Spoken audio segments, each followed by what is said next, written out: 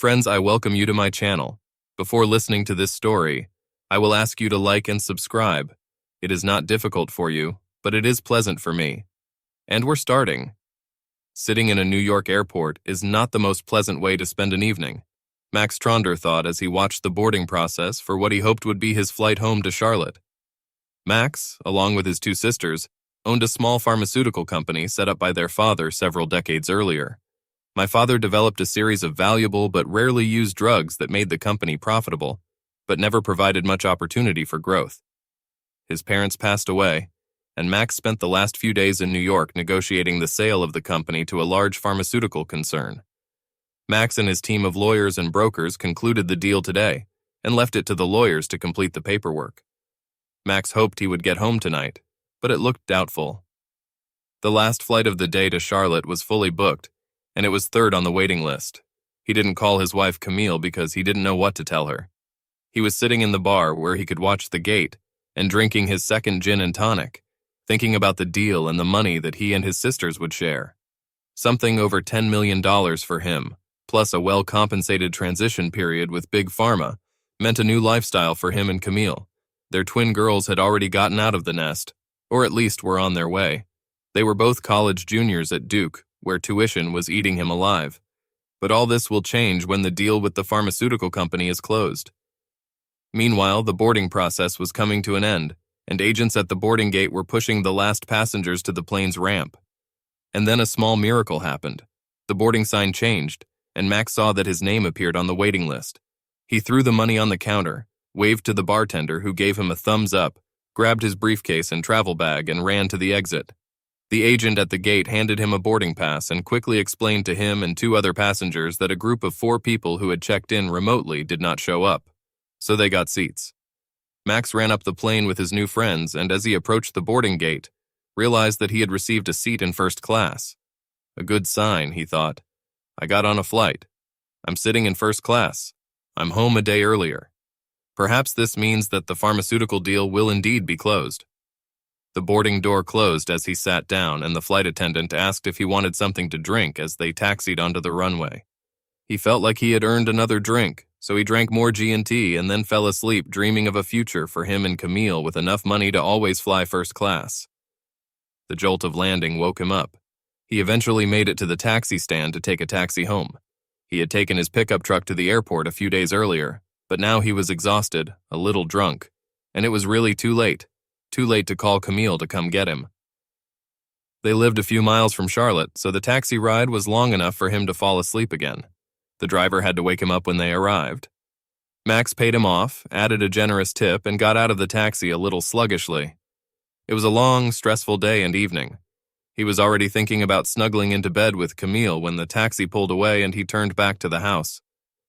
What he saw stopped him and woke him up completely. A gold Mercedes was parked in the driveway in front of his part of the garage. The car seemed like a very fashionable Mercedes, but then all Mercedes seemed fashionable to him. The house was dark. By then it was past midnight and Max just stood there for a few minutes. He talked to Camille from his lawyer's office around noon, and she didn't say anything about the night visitors. He tried not to think about the unthinkable, tried to create a happy scenario that would allow him to snuggle up to a warm, sleepy Camille in just a few minutes. However, his mind wasn't working that way, so he slowly walked to the door in the passage between the garage and the house. He unlocked it, entered the quiet house, and walked even more slowly through the kitchen and up the stairs to his and Camille's bedroom. The bedroom door was open, obviously not expecting visitors, and Max went inside. And then he closed up. There was no other way to express it. His brain stopped working. He stopped breathing. Even his heart seemed to stop beating. He saw what he thought was unthinkable. Camille was sleeping naked, sprawled on her side of the bed, one arm wrapped around a man who was also asleep, even smiling slightly in his sleep.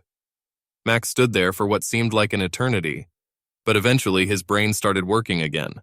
He looked back at Camille's hand lying across the man. No wonder the asshole was smiling in his sleep, and they were both snoring. It broke Max's heart. Until tonight, he had enjoyed listening to Camille snore. She was snoring softly, almost purring, Max thought. He thought that her snoring meant that she felt absolutely safe, deep in the peaceful sleep that came from sharing a bed and a life with Max. He often fell asleep with that soft purring sound in his ears. But that's all. He would never hear that snoring again, never fall asleep next to her again. Even with a broken heart, Max started thinking again. He saw the man's clothes, neatly folded, lying on the chair that Max had sat on hundreds of times. Smoldering rage was starting to flare up inside Max. He lifted up his trousers and pulled out his wallet and car keys, then stopped to think some more. He could get a tennis racket out of the bedroom closet and use it to beat up the man, hereinafter referred to as an asshole, he decided. He could also beat Camille. Both of these actions, while satisfying in the short term, can cause big problems for Max in the long run. He began to form another idea. He took out his cell phone to take some compromising pictures as the idea sprouted and expanded. Max finished taking pictures, and then collected all the asshole's clothes and shoes. The asshole was a big guy. Max was 5 feet 10 inches tall and weighed about 160 pounds.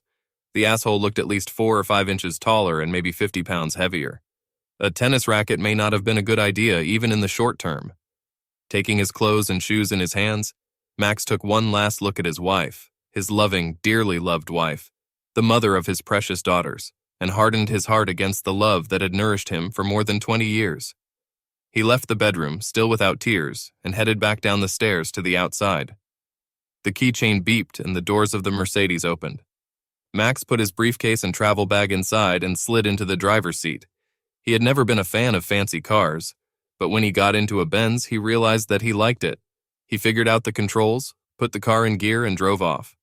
After about a mile, Max slowed down and looked at the asshole's wallet. The usual things: some money, business cards that identified the asshole as Franklin Thompson, senior sales manager at a local Mercedes dealership, a driver's license that listed an address in Charlotte. If the asshole had a family there, Max thought he could cause some real trouble, of course, for the asshole and maybe for Camille too. But at the moment, Max was exhausted and headed to the nearest motel to get some sleep. Camille Tronder was a very careful person. She knew she wasn't as smart as her husband Max, but thanks to caution, her affair with Franklin Thompson lasted almost 5 months, and Max didn't suspect anything. Max was still in New York, she thought, lying in bed the next morning with Franklin. He was good in bed, maybe not as good as Max, but outside of bed he couldn't compete with his husband in any way. Too much like a car salesman, she thought, coming to the conclusion that it was time to end this affair. She really liked the size of a man like Franklin, who looked like the football players she dated in college. Big and heavy, they pinned her to the bed, and she loved that feeling of helplessness when they used her. But Franklin was getting too possessive. He wanted to spend the night with her, and she allowed it, but this would be the last time she did it. She planned to spend the rest of her life with Max, and having a strange man in their marital bed, even if Max never found out about it, was still too disrespectful. She turned to Franklin She would call Franklin later today and tell him gently but sternly that their affair was over. Then she got off and went to the shower. Back in the bedroom, she was getting dressed when Franklin returned from the shower with a towel around his waist. He stood for a moment and then asked, "Camille, where did you move my clothes?" "What?" "I didn't move anything anywhere. Where did you put everything tonight?" "I folded it right here on this chair. But there are no clothes." "Did you take it with you to the guest room?" "She must be here somewhere." He muttered, heading back down the hall to the guest room and then immediately returned. "No, there's nothing there. There's nothing here." His voice trailed off as he tried to process the disappearance of his clothes. "Maybe you left everything downstairs when we came in the evening?" Camille asked a little impatiently, thinking that they had both had too much to drink the day before. "No, I'm sure I didn't, but I think I'll go take a look," Franklin replied, heading out of the bedroom. He quickly returned, running up the stairs. Camille, my car is gone. My clothes are not downstairs. Someone was here last night, took my clothes, and stole my car. What the hell is going on?" What? Camille tried to make sense of what Franklin was saying. How could his clothes and car have gone missing? The two of them stayed in the house all night. Could someone have gotten inside? Suddenly, Camille collapsed onto the bed. It was Franklin's turn to ask, What? Camille tried to formulate an answer, but it was hard for her to breathe, let alone speak. "Franklin, what if it was Max?" she finally said. "What if he came home from New York while we were sleeping? What if he took your stuff in your car?" "Oh shit," Franklin said, collapsing onto the bed next to Camille. You need to find out where he is. It might have been him, but if he's still in New York, it means some kind of burglar broke in here, which means we need to call the police. I have to get my stuff and my car back. Oh, damn that car. If we call the police, they'll want to know who it belongs to, and it's registered in my wife's name. For some damn tax reason, I am... His voice trailed off as he imagined a future that could range from just plain bad to absolutely catastrophic. I'll call his office. His secretary arrives very early and she needs to know where he is. Camille took out her phone and dialed Max's office number. Even though it wasn't 8 o'clock yet, Max's secretary answered right away. Max Tronder's office, can I help you? Hi, Sheila, this is Camille. I know it's very early and, I'm not sure where Max is.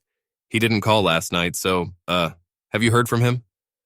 Camille, it's still early and I know that the team in New York worked late yesterday. They'll probably start late today. I talked to Max around 6 yesterday, just before I went home. He said they were making good progress and would probably make a deal today. That's good to hear. So he's still in New York, right? Yes, I'm sure it is. And I expect to hear from him as soon as they all return to the lawyer's office. Do you want me to ask him to call you? Yes, please, but only if he has time. I know how important this deal is. Okay, I'll do it. While. They hung up and Camille turned to Franklin. Max is still in New York, so we probably need to call 911 and report a break-in and car theft. Camille, what are we going to tell them? That your lover's clothes were stolen from your bedroom and his car was stolen from your driveway? I mean, what the fuck? We really screwed up here. Okay, I get it. Let's think about it. How about I take you home and leave you there? You dress up and report the thefts as if they happened there. While your wife was driving the kids to school. And, maybe you're not reporting stolen clothes. This may be more difficult to explain than a stolen car. Yes, except that yesterday I told my wife that I was going to Atlanta for a meeting about a new Mercedes S-Class, and I wouldn't be home until noon. Okay, but we can wait. Maybe until noon, when you'll be back anyway. You drove home, left your keys in the car, as it was a short stop before going to the dealership, and your car was stolen while you were at home. You know, I think it could work. And I could say that I left my wallet in the car and it was stolen too. And we can hang out here for a few hours. Maybe we'll end up needing another shower, maybe together. Franklin, I need to call work to take a sick day. Camilla worked as a paralegal at a small law firm. The work was fine, although a little boring. She went out into the hallway to make a phone call and returned to the bedroom to find Franklin back in bed. She was tempted, but after thinking about Max and her recent decision to end the affair, she decided to say no. Franklin, she said, making no move to take off her clothes, I think it's time to end this. We had a good run, but you know it could have been Max last night. We were lucky that it was actually a bad guy. Let's find you some clothes and maybe go have breakfast at some place where we can eat. Franklin looked at her, thought about trying to convince her, but eventually realized that she was right. They were lucky, but don't overdo it. Yes, and he remembered with an inner smile that another attractive middle-aged mother often came to the car dealership. Okay, I agree, it was a good run. So, how about some clothes? It turned out to be not so easy. Franklin was 50 pounds heavier and 4 inches taller than Max. Camille finally found a pair of ripped old sweatpants that seemed to fit Franklin after making several V-shaped cutouts at the waist. She then tied some laces around his waist to support his sweatpants. She also found a hoodie that turned pink when it was sloppily washed in the washing machine. She cut off the sleeves and cut some more in the armholes, and Franklin got his outfit. She wanted to make a comment about the clown's clothes, but just smiled slightly when she saw his face. They decided to watch TV until it was time to go to Franklin's house. Earlier that morning, around the time Franklin discovered his clothes and car were missing, Max pulled into the driveway at the address listed on Franklin's driver's license. There's a nice house there, a little bike leaning against the garage wall. Max sat in the car for a while, thinking, wondering, but still without tears. His night at the motel passed quickly, and he didn't go out for a run until dawn. He was surprised that he didn't get worse. Maybe he was still in shock. He went to the front door, took out Franklin's wallet with a driver's license, rang the bell, and a young woman who looked like she was in her 20s, attractive but a little exhausted, opened the door. Max was wearing the suit he had bought the day before in New York, a white shirt that now looked rumpled without a tie. He didn't look his best, but he hoped he didn't look threatening. He held up Franklin's driver's license so the woman could see it and pointed at the gold Mercedes. Before he could say anything, the woman slammed the door in his face, but then opened it again a few seconds later, holding her mobile phone in her hand. I have 911 on my phone. I'm ready to press send if you don't tell me that my husband is okay. Ma'am, I have a photo on my phone of your husband and my wife in bed at night, naked and fast asleep. To be honest, I don't think your husband is okay, and neither is my wife. If you want to call 911, call me and I'll just wait in the car. They stared at each other for a moment, until her face fell and she opened the door to let him in. She started to say something when they both heard Mommy from the kitchen. Wait here. I'll be right back. She turned away, returning to the kitchen as Max assumed. He heard voices, hers and at least one child's. She returned, handing him a cup of coffee. I hope you drink black coffee. I have to get the kids to school and then take them. I'm afraid I trust you more than my husband right now. You can stay here until I get back and then we'll talk, okay? I'm afraid we're in the same boat. He sat down in the living room and soon a woman with 2 children appeared. She introduced him as Dad's friend and walked out the door with them. Max was just sitting there, drinking not very good coffee, thinking about calling his office, but in the end he just sat there. When the woman returned, she silently ran up the stairs to the living room. She came back down a few minutes later, looking better with her hair combed and her lips slightly tinted. She held out her hand to Max. When they shook hands, she introduced herself. Sorry for the recent commotion. I am Molly Thompson, currently married to Franklin Thompson, who is currently involved with the woman you are currently married to. Max couldn't help but laugh at her turn of phrase, and it was nice to laugh. You are absolutely right about all the current events at the moment. My name is Max Tronder, and my wife is currently Camille Tronder. He then explained what had happened last night and saw Molly's tears start to flow. I will divorce Camille, and I am sure that the photos will help me get a decent settlement. I can send them to your phone if you think you might need them. Yes, I think I should have them, Molly replied, staring at Max with dead eyes. He reached for his phone but stopped when she said, Wait, don't send them to me. If I see them, I will never get these pictures out of my head. You'll keep them, and if I need them, I can call you, right? Of course, Max said, but then added, I may not be in my current job for long, and I definitely won't be in my current home anymore.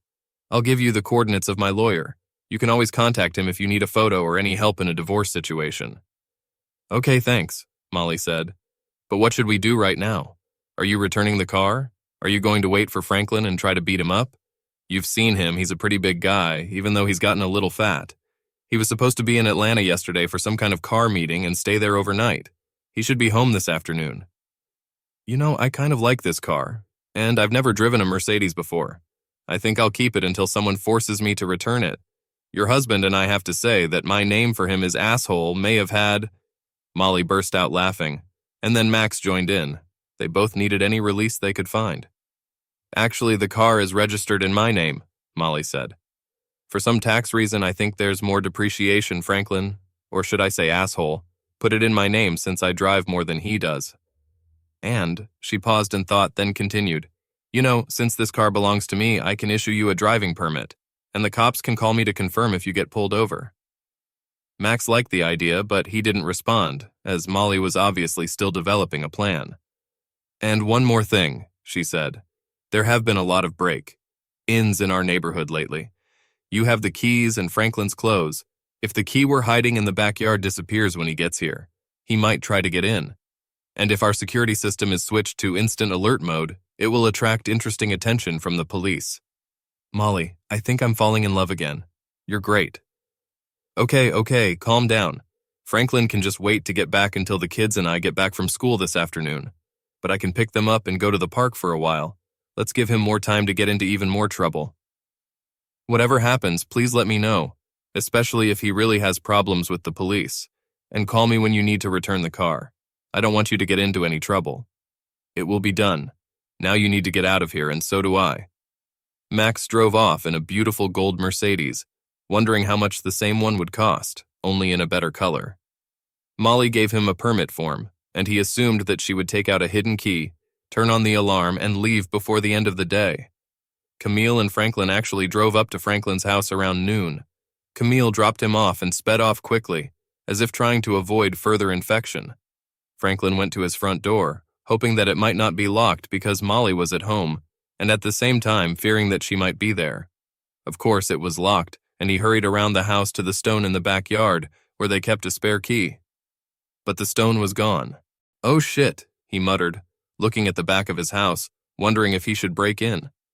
He tried to open the back door, but it was also locked, so he decided that he really had no choice but to break in. He looked at the windows along the back wall, wondering which one would be better to break. He stopped at the window to the family room. The window was the largest in the back, and breaking it would give him more room to get into the house. He broke off a branch from the tree he was going to prune and studied the window. Since he was barefoot, he needed a way to get through the broken window glass, which he could break. He pulled out 2 chairs from the back porch and placed them next to the window. He thought he could climb over the chairs to avoid hitting the glass, and then just be careful when he entered the living room. A few deep breaths, and he was ready to go. Franklin threw a branch at the window of the family room, and it broke with a pleasant crash, which was immediately followed, unfortunately for Franklin, by the howling sound of the siren of the home alarm system. Even more unfortunately, a police car just happened to drive down his street, as Molly called the local police station that morning to complain about possible break-ins in their area. "Damn, damn, damn," Franklin muttered, trying to quickly climb over the chairs to get into the house and turn off the damn security system, but not fast enough. The police. "Stop right there and slowly walk away from the house. Put your hands up." Franklin looked back and saw 2 policemen with drawn pistols. He did as he was told and only slightly cut his legs when he got off the chairs and backed away. "Officers, I can explain." He began to speak when one of the policemen put his hands behind his back and handcuffed him. The policeman ignored his attempt to explain himself and read Miranda's rights. The policeman then asked if he had anything to say. Yes, this is my house, and I don't have a key, so I broke in to get some clothes and call my office." The cops were looking at Franklin's tracksuit, possibly thinking clown clothes, when one of them asked him if he had any identification. No, not now. You see, I've lost my car, all my clothes and stuff, and I just need to get inside so I can get some real clothes." "How did you lose your car, sir?" Well, last night I stayed at a friend's house, and this morning the car, wasn't there." "It just wasn't there, huh? Have you reported a mysterious disappearance? Maybe you left it somewhere in the bar?" Franklin was stumped. He didn't want to reveal where he was or why he didn't report the car missing, but he also didn't want to go to jail for trying to break into his own house, and the handcuffs were really uncomfortable. Then he came up with a solution that might work. "You can call my wife. She can identify me, and maybe you could take me to my office. I can ask someone there to help me get some clothes." He knew he was going to put up with a lot of shit at the dealership, but it was much better than going to jail. One of the cops took Molly's phone number from Franklin and went to call her. Franklin could hear the police part of the conversation. "Ma'am, this is Riles from the Charlotte Police Department. We are at the address." He gave the address. "And we have a man here who claims to be your husband. He tried to break into your house because he lost his clothes and—" "Yes, ma'am." "No, ma'am." Yes, ma'am." "Of course, we will do it." "Thank you, ma'am." He turned back to Franklin. "The lady says her husband is in Atlanta, and anyone who breaks into her house must be a burglar. She's hoping we'll put you in jail and throw away the key." But, Franklin almost cried as the cops led him to their patrol car to take him to the station. "And Camille. She arrived at her office half a day late, but she will catch up." Still thinking about Max, since she still hadn't heard from him, she called his cell phone, but no one answered. Then she called his office again. "Hi, Sheila, Camille again. I'm starting to get a little worried about Max, since I haven't heard anything about him yet. And you?" "No, I have nothing new. I guess that means he's still in New York with the lawyers, but it's really not like him not to call. You really seem a little worried, so I'll call there and check on him, and either he or I will call you back in a few minutes, okay? Thank you, Sheila. You are the best secretary in the world." A few minutes later, Camille actually got a call back. "Camille, this is Sheila. I talked to one of the secretaries at the law office, and she said that Max left late yesterday hoping to catch the last flight to Charlotte. So I called Max on his cell phone to check on him. I actually talked to him, and he asked me to tell you that he would call you later. Okay?" "Thank you, Sheila. Thank you," Camille said when she disconnected. A snake began to grow in the depths of her stomach. Max hung up after talking to Sheila. He was driving a gold Mercedes to a divorce lawyer recommended by Fred Thomas, his longtime business lawyer. He trusted his business lawyer and hoped he could trust a divorce lawyer. "Mr. Tronder, please have a seat. Miss Reinhardt will be with you in a minute, the receptionist informed him. He sat down, somewhat reassured by the lawyer's office. No expensive furniture, but also not cheap in appearance. Before he had time to worry any further, a 50-year-old, somewhat overweight lady with obviously dyed red hair entered the waiting room. Mr. Tronder? Max stood up and nodded, and she continued, I'm Anna Reinhardt. Fred called and told me to take the best care of you. Let's go to my office and talk about your situation.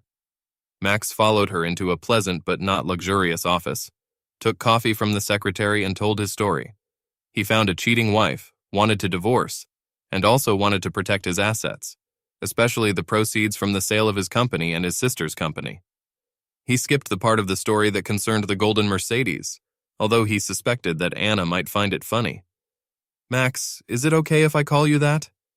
He nodded and she continued. And I'm Anna. Good news, well, relatively good news considering your situation. Fred told me that you and your sisters owned your company before you married your wife, so your shares are considered separate property. That is, your wife has no rights to your company's shares or to the proceeds from the sale. But you need to keep the shares and the proceeds of the sale separate from any joint account that you and your wife may have. Is that true? I think so, but what about our house, retirement accounts and the like? Well, there's not such good news for you. Since your salary is much higher than hers, you will be paying some alimony for several years. We will probably be able to avoid any payments to the retirement account by increasing the amount of alimony.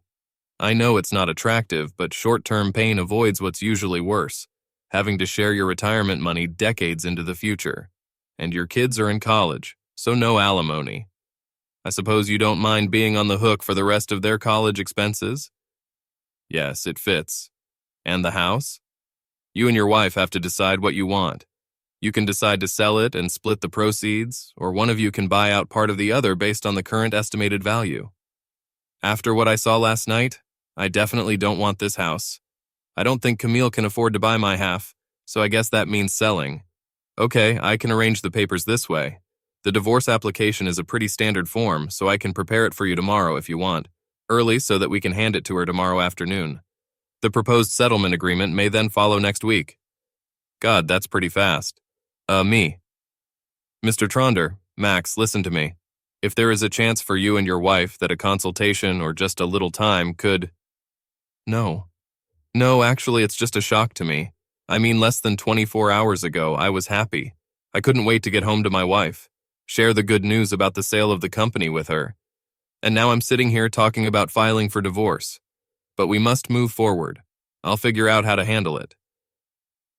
Okay, but if you change your mind, just call me and we can make an agreement. Max thanked her, paid the advance, and left the office. He went back to the gold Mercedes, thinking a little about what was going on with that asshole he'd seen last night, and that reminded him that he had told his secretary that he would call Camille. Camilla answered the phone at her office at the law firm where she worked. Camille, this is Max. You called, looking for me.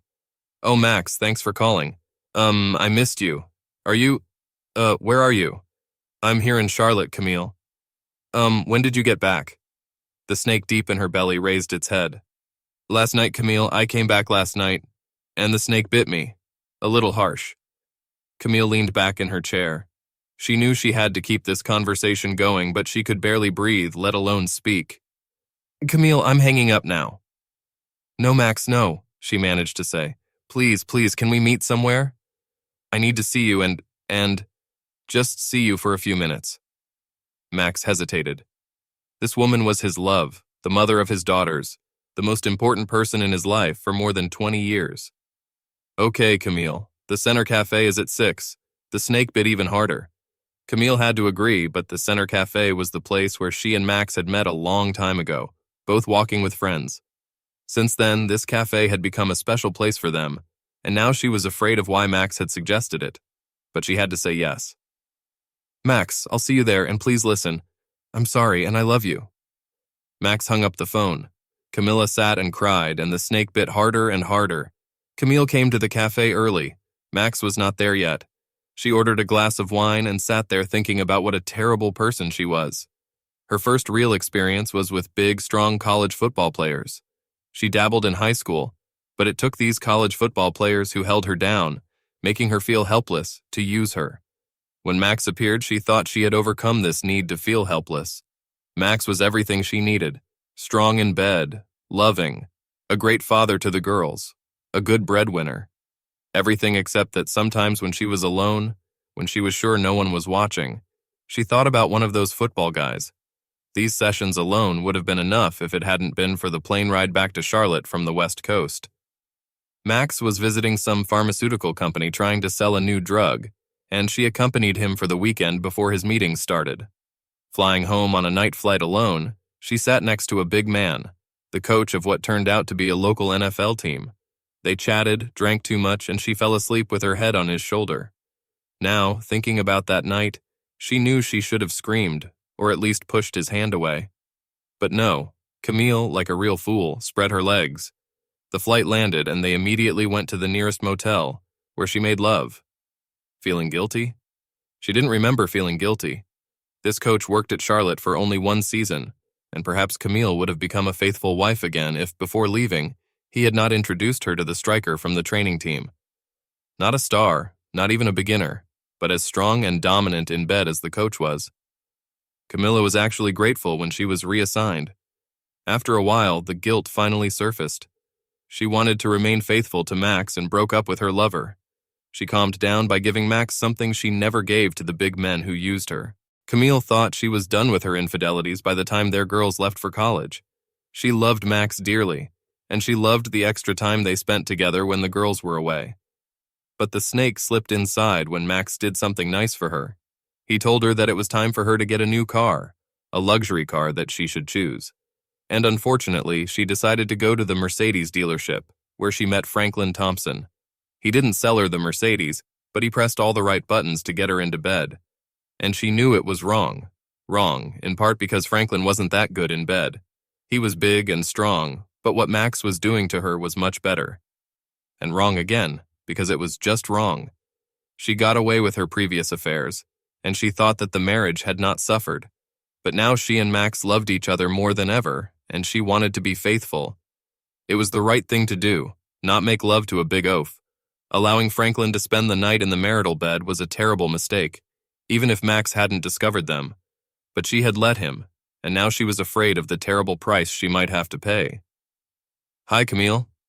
Camille looked up and saw Max standing there. He looked much older than he had before he flew to New York, and she knew it was her fault. The snake in her stomach continued to bite. "Hi, Max. Thank you for being here. I don't even know how to start saying how sorry I am. Can I ask you a few questions?" he said, sitting down. "Oh, Max, please, no. If we have any chance, the questions and answers will just kill that chance. Max, we have to escape just for a few days to some island in the Caribbean where we can reunite, where we can hug each other, where—" "Camille, please. You're delusional. If you can't answer my questions, I'm going to get up and leave now." The snake continued to bite, but Camille knew she had to endure the pain and let Max pour out the way he wanted. Maybe, just maybe, he could come out from the other side of his anger to some kind of reconciliation. "Okay, Max, ask me anything. Do you know what time I got home last night?" A strange question, she thought.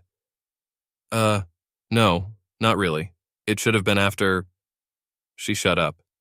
She knew what his next question would be, and it was, "And do you know what I saw when I got home, when I went upstairs to our bedroom, or should I say to what used to be our bedroom?" "Yes, Max, I know what you must have seen, and I know that this must be one of the worst things you've ever seen in your entire life, and I know that it's completely my fault that you saw it, and I beg you, please listen to me. Max, I'm sorry, so sorry that I won't dispute the divorce you want. If you want to beat me, you can do it right here, and I won't complain. If you want—" "Shut up, Camille. The next question is, how many men have there been since we got married? If you're lying, if I think you're lying, I get up and leave." Camille's first thought was to lie. Her second thought was that lying was too risky, and her third thought was that the marriage was probably ruined anyway. "3, Max. 3 men, whom I now regret that I ever met. I think I can see in your eyes that our marriage is over, and I understand that. You deserve someone better than me. I'm willing to do almost anything to give us another chance, but I'll understand if you don't want to have anything to do with me anymore. Call your lawyer, Camille. Tomorrow you will receive the divorce papers." Max got up and left. Camille sat there, too stunned to even cry at first. While she was thinking about what Max had just said, the snake in her stomach bit hard and she really started crying. Max left the cafe, remembering how he and Camille first met there decades ago, and wondering if this meeting would be the last time they ever had any kind of intimate conversation. Intimacy, he thought bitterly, must be the worst kind of intimacy. Hearing your wife say she made love to other men. And to see her with that toad Franklin in their fucking bed, sleeping, her snoring, for God's sake. How am I ever going to get over this? Perhaps he could have handled 3 faceless men in the 20-odd years they had been together. Just maybe with the help of counseling and a lot of humiliation on her part. Maybe. But he would never survive that scene in their bed. Their marriage was over. And sitting in that damn gold Mercedes, he finally started crying. At some point, Max realized that it was already getting dark. He blew his nose, wiped his face, and thought about what Molly Thompson had said that morning, which now seemed like a year ago. She told him not to send her photos of her husband sleeping with Camille. She felt that forgiving would be much more difficult if she was faced with visual evidence. Max decided to call her, share this thought with her, and check out the situation with the Mercedes. "Hello?" Molly answered the phone. "Molly, this is Max Tronder starting this morning. I'm just calling to see how you're doing and to check on what I should do with the car." "Max, thanks for calling. I seem to be holding on. You can keep the car for now. Franklin is in so much trouble that he won't need her for a while." "Trouble? I hope you didn't shoot him." "No, but he might have preferred this option. He was arrested for trying to break into our house, and apparently he took a swing at one of the cops. You know he's a big guy, and the cop tasered him.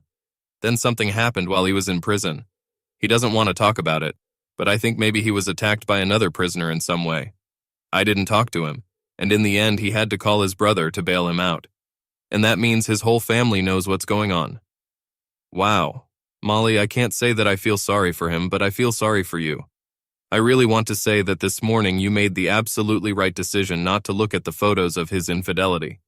If you have any chance of reconciling, these photos would make it much more difficult. Yes, he finally came home a couple of hours ago, crying and telling me how sorry he was and begging me to let him stay, at least for now. You know, we have 2 small children, so I'm going to try to figure this out. But life won't be easy for him. His own brother, who is a lawyer, told me that I should insist on a prenuptial agreement, and he said he would help with that. Besides, I'm going to be in control of our finances, at least for a while. Franklin will be on a pretty short leash, and I plan to pull his collar often. Keep it up, Molly. I wish you all the best. And when you need to return the car, just call me." They hung up the phone, and Max was sitting there, kind of jealous of Molly. Perhaps Franklin has learned his lesson, being arrested and charged with assault for trying to hit a police officer. Besides what happened to him in prison, may have scared him a lot. Max hoped so, for the sake of Molly and their children. Finally, he drove back to the motel where he was staying. He had one more job to do before he tried to fall asleep. Call his daughters, Jane and Joan. "Hi, Daddy," Jane seemed to say. They were twins, not identical, but they might as well have been identical. They sounded the same. They went to a very expensive college together, studied the same thing, nursing. At least they didn't look exactly alike. Close and obviously sisters, but not so obvious twins. Max often admitted, but only to himself, that he was happy that they weren't identical. They were very good at teaming up against him, and he thought it would be even worse if 2 identical young women forced him to buy a car, got permission to stay late, asked for money to go to Florida for spring break. Whatever the request of the day, "Daddy, please." But he also admitted, again only to himself, that he enjoyed pampering them. "Janie? Yes, you guessed right. Of course, there was a 50/50th chance. What's the matter?" "Listen, tomorrow is Saturday, and I would like to invite you and your sister to have breakfast. Well, let's call it a brunch, maybe at 11 o'clock or so. At that bistro on 4th Street where we went before?" That's fine with me. Wait a second." He heard a noise, and then she came back. "And Joan's fine too, can we—" He quickly interrupted her because their last brunch was attended by 6 or 7 of their friends. "Let's just do it the 3 of us, okay?" "Of course," Jane replied. "But tell me what?" And again he interrupted her, not wanting to start a conversation on the phone, which was difficult enough even in person. "Listen, I have to run. I'll see you at 11.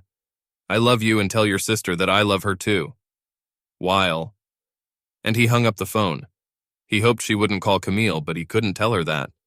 Then she would have called Camille immediately. 11 o'clock tomorrow morning will come soon enough. After Max left the cafe, leaving her with his warning or curse or whatever about hiring a lawyer, Camille's tears were hard to stop. She knew she had screwed up, ruined everything. Her marriage, her family, her whole life. She knew her daughters would find out, her parents would find out, all her friends. She would probably lose Max in her house, and Max, poor Max, to see her lying in their bed naked, maybe with that damn Franklin who had a boner. This scene must have nearly killed Max, and Camille's tears continued. Finally, the waitress came over and asked if she needed to go to the ladies' room. Camilla stifled her sobs and forced out a "no thanks." She paid the bill and left, heading for the house that would soon cease to be her home. When she got there, she found some gin in completely the wrong amount. Not enough to make her pass out, but too much to help her figure out how to get Max back.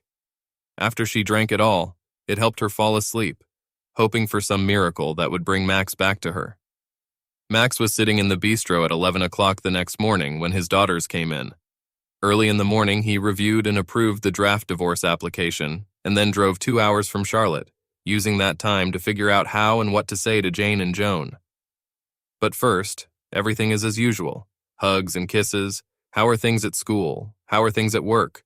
Food ordered and eaten, plates cleared, and then finally a real conversation. "Dad, we know something's wrong," Joan began. "You look a little sick. Are you here to tell us that you have cancer or something? And if so, where is Mom?" "Girls, yes, I have really bad news, but nothing physical. No one is going to die and—" "It's Mom," Jane interrupted. "She did something terrible. Oh my God, did she run off with one of her firm's lawyers? A young, strong body that Joni or I should be chasing." Both girls burst out laughing, caught up in the absurdity of the idea, until they saw that their father wasn't laughing. "Dad, no, not Mom, not—" Joan couldn't finish her fear out loud. "Girls, listen to me carefully. Yes, Mom cheated. She cheated on me, but that doesn't mean she cheated on you girls." "Yes, that's right, Daddy," Joan said through tears. "If her cheating is destroying our family, then yes, she cheated on us as much as she cheated on you." Both girls were crying, and then Max started crying too. The girls stood up and tried to hug their dad and hug each other at the same time. "Dad, let's get out of here," Jane said. "There's a park about 2 blocks from here and we'll have more privacy there." People were staring a little bit, so Max quickly paid the bill, and they went to the park, a girl on each side of him. They all held on to each other. "Tell us, Dad," Jane said after they found a bench to share. "We deserve to hear how bad it is." "She's right, you know," Joan interjected. "We are quite grown up and we can handle it." "On the way here, I was racking my brain about what to tell you," Max began. "I agree, you're both adults, and yes, you're right. Your mom really cheated on all of us. I'm afraid I found my mother at home in our bed with another man, and later she admitted that there had been other men before him. I think I'm still in some shock, but I know that she and I will not be able to recover from this. I've already talked to a divorce lawyer, and Mom's going to get a divorce petition today." More tears, and then finally silence as they all thought about the news and what their future would be like. Girls, no matter how bad it is, you need to put yourself and your schoolwork first. There's enough money to pay for your senior year here at Duke. And if either or both of you want to get a thesis, I suspect I can find some money for that too. But there is a quid pro quo here. They looked at him. What did he mean by that? "I am happy to pay for your education, but I expect you to work hard and get good grades. Yes, what Mom did makes it difficult to concentrate on studying, but you told me that you are adults, and real adults, mature, disciplined people can cope with such adversities, right?" They looked at each other, cried again, and hugged him. Yes, Daddy, you are the best, and we absolutely positively will not let you down." Joan was cheering him on, while Jane looked thoughtful. "Dad, Joan's right, we won't let you down. But what about you? Are you going to be okay? What are you going to do?" "Well, there's a lot to think about in a 2-hour drive. First of all, I want you both to know that what you said doesn't surprise me at all. I know that you will continue to do well in school, and I will continue to be proud of you. As for me, what Mom did beat me up pretty badly. I could crawl into a hole and just, suffer, feel sorry for myself, try to find a way to make peace with your mom. But I realized that it didn't suit me. All my adult life, I've been taking care of other people. When I started working for my grandparents' company, I took care of them, And then, after they left, I took care of my sisters, since they owned their shares in the company. And then I took care of my mom and took care of you girls. It sounds like I'm complaining, but I really am not. The company will be sold soon, and this will relieve me of responsibility for my sisters. Camille left. And you guys, I promise that I will be happy to take care of you, to help you start your adult life. Is that what it is? 2 home runs out of 3 from the perspective of the women in my life. Not bad at all. That leaves me. And you know what? I look at this whole affair with cheating and divorce not as the worst thing in my life, but as a chance to start a new life. A whole new life dedicated to taking care of one person, me. Okay? Dad, really? I mean, if you really mean what you're saying, that's great, Joan said. Jane was a little more skeptical. Dad, what does all this really mean? A new life? What, work for another pharmaceutical company? Are you buying a farm? What? That's a good question, and I really have a good answer. No details yet, but this new life will be physical. I'm going to run marathons, climb mountains, swim across the Atlantic, climb the Alps, go on safari. I have a million things I'm going to do. And you know what? While I'm doing these things, I might meet a pretty woman doing the same thing, and who knows? Damn it, Dad. It's amazing. Both girls stared at him with their mouths open. It was their father, not some enterprising stallion. Did you really come up with all this when you were driving here from Charlotte? Jane asked. Well, yes, partly. But besides, I didn't sleep much, and various ideas were spinning in my head. I mean, I could start drinking and feeling sorry for myself, but instead I'm going to make the most of this mess. Trust me, I'll be fine. Max left his girls with even more hugs and kisses and tears, returning to Charlotte, still in the gold Mercedes. As soon as Max left, the girls called their mother on the phone. Hello. A raspy voice answered the phone at the Tronders' house. Joan put her phone on speaker. Mom, this is Joan and Jane. We just had breakfast with Dad and he told us the terrible news. What did he say? Well, divorce was a terrible word and the reason was your betrayal. Dad told us a little more details, but that's basically it. It's true? Oh, girls, it's difficult. We've been married for a long time and it's a mistake. Yes, I made a big mistake. Well, actually more than one. But I'm sure we can get over it. I just need to give your father some time to… Mom, Joan interrupted. Listen, Dad said divorce. He didn't talk about correcting the mistake. Mom, he was talking about cheating. Well, yes, technically he's right. But that doesn't mean we can't fix it. I told him I would do anything. Mom, it was Jane's turn to interrupt her. I think you're delusional. He told us that he had already met with a divorce lawyer. He really said there's no turning back for the two of you. Joan and I don't want to take sides, but you have to understand the reality. Tortured breathing on the other end of the line. Joan and Jane looked at each other. Did they have to go to Charlotte? Finally, Camille spoke, not much louder than a whisper. I know I screwed up, ruined my marriage. I think your father hates me, and he's right. I've done disgusting things. He told me to hire a lawyer, and he's right about that too. I'm sorry, girls. I know it's terrible for you too. Mom, don't worry about us, Joan said. We're going to be fine, and I know Dad's doing everything he can. You need to take care of yourself. Hiring a lawyer sounds like a good idea. Jane and I can go to Charlotte if you need it. Thank you, girls, it's nice. I'll be fine. I just need some time to get used to what I've done. They hung up. The girls still didn't know what to do. You know, Joan said, it's funny, although it's not funny, but we're more worried about Mom, who made all this mess, than about Dad. They talked a little more, eventually deciding not to go home, but to let the parents deal with each other without the intervention of their daughters. Camilla was sitting in the house in Charlotte, a little hungover after drinking gin the night before, and more than a little depressed after talking to her daughters. She knew she had to get up, get dressed, and leave the house. Do something, she thought. As her thoughts turned to maybe buying some more gin, the doorbell rang. Camille opened the door, and a young woman stood on the threshold. She seemed to be chewing gum. Can I help you? Camille asked. Yes, ma'am. Are you Camilla Tronder, Max Tronder's wife? Why, yes, it's me. Why are you asking? Ma'am, you've been served, the woman said, handing Camille a folder of documents and taking pictures. What? What? Camille asked as the woman walked back to her car. Camille returned to the house and sat down at the kitchen table to look at the mysterious folder. When she saw the title of the first document, she almost fainted, a petition for divorce. She remembered Max's last words to her, hire a lawyer. Sitting there, looking at the familiar kitchen she enjoyed with Max, she knew that the happy days would not return after what she had done. Camille was right. She and Max did not return after her betrayal. 6 years later, sitting in the ballroom of an expensive hotel and watching Jane dance with her new husband, Camilla mentally plunged into the past. When the girls were teenagers, she thought life was terrible. Too many activities, too much teenage anxiety, because too many boys were either too angry or, from Camille's point of view, too nice to girls. Max was too busy. Her job as a paralegal was too boring. Life had been overwhelming back then, but now she missed it terribly. She was still working at the same law firm, doing the same boring paperwork. She was dreaming. "Camille, here's your wine." Camille looked at her date, a perfectly sweet, middle-aged, paunchy, balding lawyer who had accompanied her to Janie's wedding and reception. "The bride looks lovely, just like her mother." "Thanks, Carl, you're sweet, and thanks for the wine."